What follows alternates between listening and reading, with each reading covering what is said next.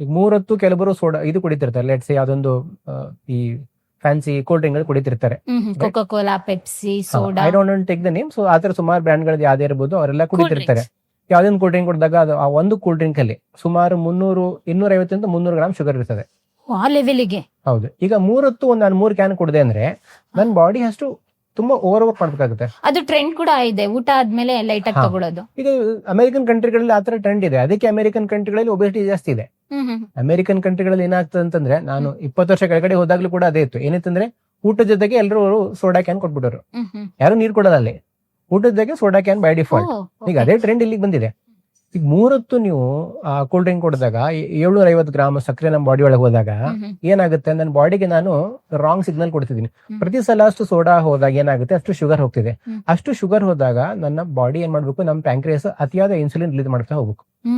ಈಗ ಯಾವ್ದೇ ವ್ಯಕ್ತಿಗೆ ಯಾವ್ದೇ ಒಂದು ವಸ್ತುಗೆ ಅತಿಯಾಗಿ ಓಡಿದಾಗ ಏನಾಗುತ್ತೆ, ಅದು ಡೇಂಜರೇ ಆಗುತ್ತೆ, ತುಂಬಾ ಎಫೆಕ್ಟ್ ಆಗುತ್ತೆ, ಹಾಳಾಗುತ್ತೆ. ಈಗ ನನಗೆ ಜಾಸ್ತಿ ಓಡಿ ಅಂದ್ಬಿಟ್ರೆ, ದಿನ 1 ಕಿಲೋಮೀಟರ್ ಓಡನ್ಗೆ ದಿನಕ್ಕೆ 50 ಕಿಲೋಮೀಟರ್ ಓಡಿ ಅಂದ್ಬಿಟ್ರೆ ಇಲ್ಲ, ತುಂಬಾ ಟೈರ್ಡ್ ಆಗುತ್ತೆ, ಬಾಡಿ ಸುಸ್ತಾಗ್ಬಿಡ್ತೀನಿ, ಹಾಳಾಗ್ಬಿಡ್ತೀನಿ, ಸತ್ತೋಗೋ ಚಾನ್ಸಸ್ ಇರ್ತದೆ. That is exactly what happens in the body. ನನ್ನ ದೇಹಕ್ಕೂ ನಾನು ಕೇರ್ ಮಾಡ್ಬೇಕಲ್ಲ. ಈಗ ಸುಮಾರು ಜನ ಇನ್ನೊಂದು ತರ ಹುಚ್ಚುತನ ಮಾಡ್ತಾರೆ. ಏನಪ್ಪಾ ಅಂತಂದ್ರೆ, ಈ ಶುಗರ್ಲೆಸ್ ಪ್ರಾಡಕ್ಟ್ ತಗೊಳ್ಳೋದು, ಶುಗರ್ ಫ್ರೀ ಪ್ರಾಡಕ್ಟ್. ಬಿಸ್ಕೆಟ್ ಬಂದಿದೆ, ಬಿಸ್ಕೆಟ್ ಇದೆ. ಈಗ ಉದಾಹರಣೆಗೆ ಏನ್ ಹಾಕ್ತಾರೆ, ಇವತ್ತು ಸ್ಟೀವಿಯಾ ಅಥವಾ ಬೇರೆ ಬೇರೆ ಪದಾರ್ಥಗಳನ್ನ ಹಾಕ್ತಾರೆ. ಈಗೇನ್ ಅದು ಇನ್ನೊಂದ್ ರೀತಿ ಹುಚ್ಚುತನ.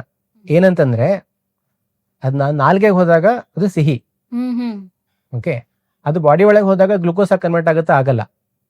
ಬಟ್ ನಾಲ್ಗೆಗೆ ಹೋದ ತಕ್ಷಣ ನನ್ನ ಬ್ರೈನ್ ಆಕ್ಟಿವೇಟ್ ಆಗುತ್ತೆ, ಒಳಗಡೆ ಸಿಹಿ ಪದಾರ್ಥ ಬರ್ತಿದೆ, ನೀನೆಲ್ಲ ಸಿಸ್ಟಮ್ ರೆಡಿ ಮಾಡ್ಕೊಳ್ಳೋ ಅಂತ ಹೇಳುತ್ತೆ.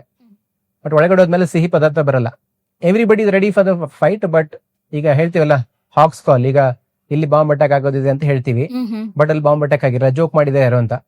ಅದೇ ತರ ನಾನು ಸ್ವೀಟ್ ತಿಂದಿದ್ದೀನಿ ಅಂತ ಹೇಳ್ತೀನಿ ಬಾಡಿಗೆ, ಬಟ್ ಒಳಗಡೆ ಹೋದಾಗ ಸ್ವೀಟ್ ಇರಲ್ಲ. That is not getting converted to glucose because that is not actually sweet.